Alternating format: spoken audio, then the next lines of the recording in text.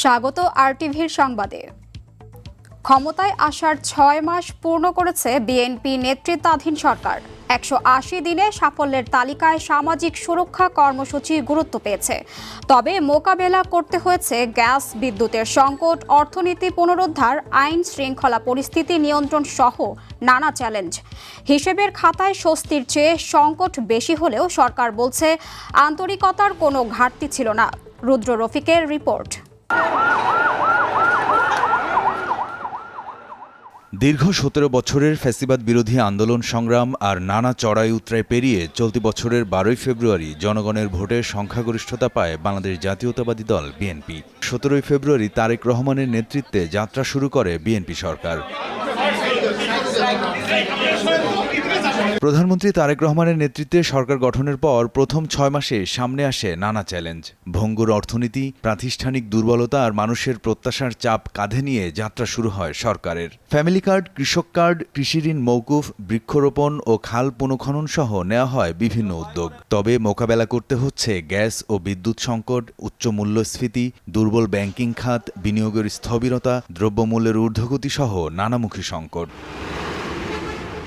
তবে সরকার বলছে দায়িত্ব নেওয়ার পর থেকেই নির্বাচনী অঙ্গীকার বাস্তবায়নের পাশাপাশি রাষ্ট্রের বিভিন্ন প্রতিষ্ঠান কার্যকর করার কাজ শুরু হয়েছে।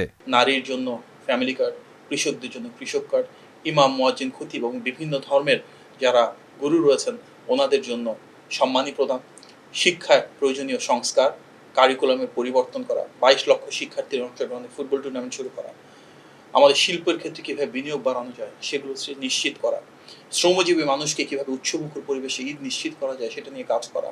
সরকার গঠনের পর ১৮০ দিনের যে কর্মসূচি হাতে নেওয়া হয়েছিল তা পুরোপুরি বাস্তবায়ন না হলেও আন্তরিকতার কোনো ঘাটতি ছিল না বলে জানান মাহাদি আমিন। এই ৬ মাসে অনেক চ্যালেঞ্জ ছিল, কিন্তু সেই চ্যালেঞ্জের বিপরীতে সরকারের দিক থেকে একটা বিষয় সবসময় ধারাবাহিকভাবে হয়ে এসেছে, সেটা হচ্ছে মাননীয় প্রধানমন্ত্রীর নেতৃত্বে সর্বোচ্চ আন্তরিকতা, দায়িত্বশীলতা এবং দায়বদ্ধতা। সব জায়গায় যে শতভাগ সফল হয়েছে বিষয়টা তা না, কিন্তু আন্তরিকতা ছিল শতভাগ, সেটা নিশ্চিত করতে পারি। জনগণের ভোটে নির্বাচিত সরকার কতটা ভালো করেছে, কতটা মন্দ করেছে, এটা জনগণই মূল্যায়ন করবে। বিএনপি সরকারের ৬ মাসের এই পথচলাকে বিশেষজ্ঞরা বড় পরীক্ষার শুরু হিসেবে দেখছেন। আগামীতে স্বচ্ছতা ও দ্রুততার সাথে নির্বাচনী প্রতিশ্রুতি কতটুকু বাস্তবায়ন করতে পারবে সরকার, সেটি এখন দেখার বিষয়। রুদ্র রফিক, আরটিভি, ঢাকা।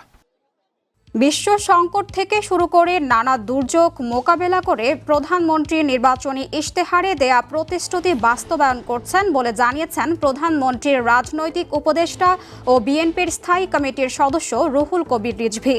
সরকারের ১৮০ দিন পূর্তি উপলক্ষে প্রধানমন্ত্রীর তেজগাঁও কার্যালয়ে প্রেস উইং আয়োজিত মতবিনিময় সভায় শুভেচ্ছা বক্তব্যে কথা বলেন তিনি। দায়িত্ব গ্রহণের পর বিএনপি সরকারের ১৮০ দিনের বিভিন্ন কার্যক্রম, অর্জন ও অগ্রগতি তুলে ধরেন প্রধানমন্ত্রীর কার্যালয়ের মুখপাত্র মাহদি আমিন। বলেন, বাংলাদেশের অভ্যন্তরীণ বিষয়ে কারো হস্তক্ষেপ করার কোনো সুযোগ নেই বলে বিশ্বাস করে বিএনপি সরকার। এই সরকার জনগণের স্বস্তির জন্য এবং জনগণের কল্যাণের জন্য তার কাজ অব্যাহত রেখেছে। সামাজিক সুরক্ষা থেকে শুরু করে অবকাঠামোগত উন্নয়ন, সেখান থেকে শুরু করে কি শিক্ষা, কি স্বাস্থ্য, প্রত্যেকটি ক্ষেত্রে তার যে প্রতিশ্রুতিগুলো সেটা রক্ষার তিনি চেষ্টা করে যাচ্ছে। আমাদের এই নির্বাচিত সরকারের সময় নতজন পররাষ্ট্র নীতির অবসান হয়েছে। আমরা স্বাধীন, সার্বভৌম, মর্যাদাবান রাষ্ট্র হিসেবে কিভাবে এগিয়ে চলেছি তার একটা বহিঃপ্রকাশ আমরা দেখেছি যখন কিছুদিন আগে সরকারের পক্ষ থেকে একটি বিশেষ কারণে জোরালো ভাষায় ক্ষুব্ধ প্রতিবাদ করা হয়েছে। কারণ আমরা বিশ্বাস করি বাংলাদেশের অভ্যন্তরীণ বিষয়ে কারো কোনো হস্তক্ষেপের ক্ষমতা নাই। দেশ থেকে পালিয়ে ভারতে অবস্থানরত শেখ হাসিনা কোন স্ট্যাটাসে আছেন তা এখনও জানে না বাংলাদেশ।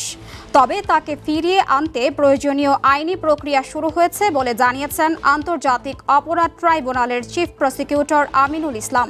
সকালে সাংবাদিকদের কাছে ব্রিফিংয়ে তিনি আরও বলেন, জুলাইয়ের মানবতা বিরোধী অপরাধে ওবায়দুল কাদের, সাদ্দাম হোসেন সহ ৭ আসামির বিরুদ্ধে অভিযোগ প্রমাণে পর্যাপ্ত সাক্ষ্য প্রমাণ উপস্থাপন করেছে প্রসিকিউশন। এ সময় আসামিদের সর্বোচ্চ সাজার প্রত্যাশা ব্যক্ত করেন চিফ প্রসিকিউটর। শেখ হাসিনাকে প্রত্যার্পণ করার জন্য যে আবেদন, এটা একটি আইনি প্রক্রিয়া।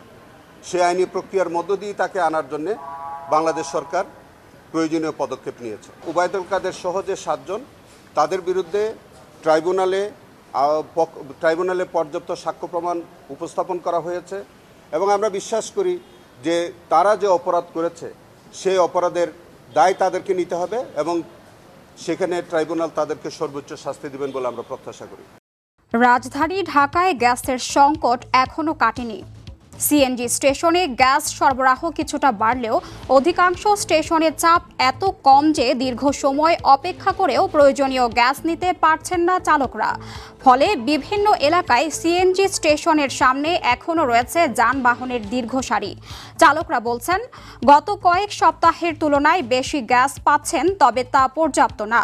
অপরদিকে বাসাবাড়িতে পরিস্থিতির কিছুটা উন্নতি হলেও স্বস্তি ফেরেনি।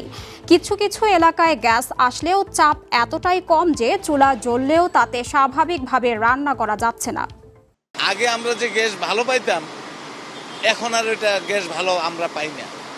কারণ আগে একদিন গ্যাস নিলে আমরা 2 দিন চালাইতে পারছি, সেটা ঢাকা শহরের জ্যামজটের পরিস্থিতির উপরে নির্ভর করে। আগে আমরা 1200, 1250, 1100 এরকম গ্যাস ঢুকতো। এখন গ্যাসের প্রেশা কম থাকার কারণে 950 টাকা গ্যাস ঢুকছে। ঢাকার প্রত্যেকটা পাম্পে প্রেশা পাই না আমরা।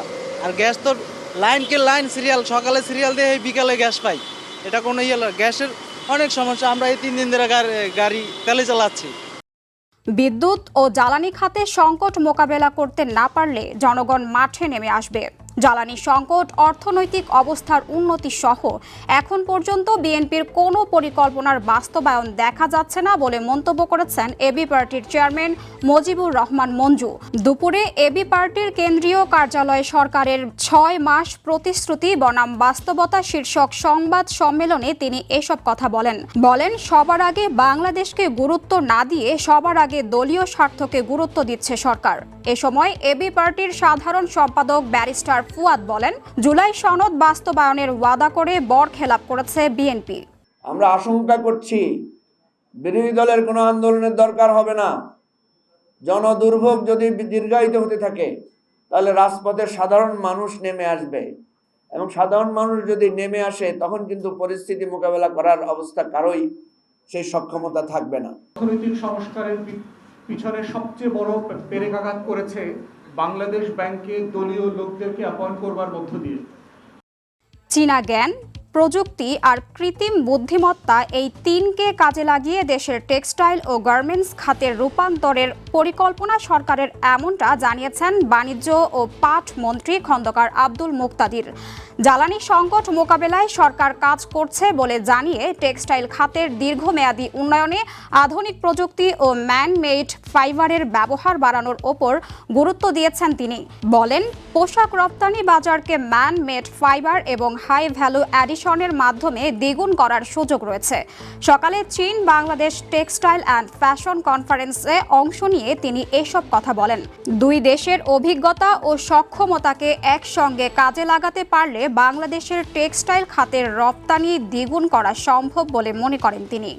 ভোকেশনাল সেন্টারগুলি আর মাশরুম গ্রোথ না করে টেক্সটাইল ইনস্টিটিউটগুলি আমরা বিশেষত চাইনিজ কারিকুলামের সাথে এটাকে অ্যালাইন করতে চাই। আমরা দেখতে চাই আমাদের এখানের একটা প্রপার রিভিউ করে যে আমাদের কারিকুলামগুলি কোন জায়গায় আছে, ম্যান মেড ফাইবার ভ্যালু এডিশনে যাওয়ার, এবং সেখান থেকে আমাদের যে 38-39 বিলিয়নের এক্সপোর্ট, সেটাকে অন্তত দ্বিগুণ করার এখনো পর্যাপ্ত সুযোগ আছে।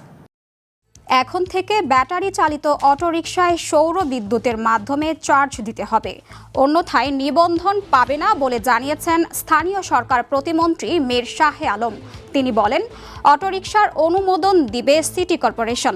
সচিবালয়ে স্থানীয় সরকার বিভাগের আওতাধীন প্রতিষ্ঠানসমূহের সৌর বিদ্যুৎ ব্যবহার সংক্রান্ত সভা শেষে এসব কথা বলেন তিনি। প্রতিমন্ত্রী বলেন, রাজধানীতে 8টি জোনে ভাগ করে 8টি কালারে চলবে এই রিকশা, পর্যায়ক্রমে 13 সিটিতে করা হবে। মীর শাহে আলম আরও বলেন, বিদ্যুৎ সাশ্রয়ে পৌরসভা সহ সরকারি দপ্তরগুলোতে নবায়নযোগ্য জ্বালানি ব্যবহারের সিদ্ধান্ত হয়েছে। নির্বাচিত প্রতিনিধি ছাড়া স্থানীয় সরকার প্রশাসন পুরোপুরি সেবা নিশ্চিত করা সম্ভব না জানিয়ে প্রতিমন্ত্রী বলেন, চলতি অর্থ বছরের মধ্যে 5টি স্থানীয় সরকার নির্বাচন করা হবে। ব্যাটারি চালিত ই রিক্সাগুলি আমাদের স্থানীয় সরকার মন্ত্রণালয়ের অধীনে সিটি কর্পোরেশন এবং পৌরসভার আওতায় আমরা রেজিস্ট্রেশনের আওতায় নিয়ে এসেছি।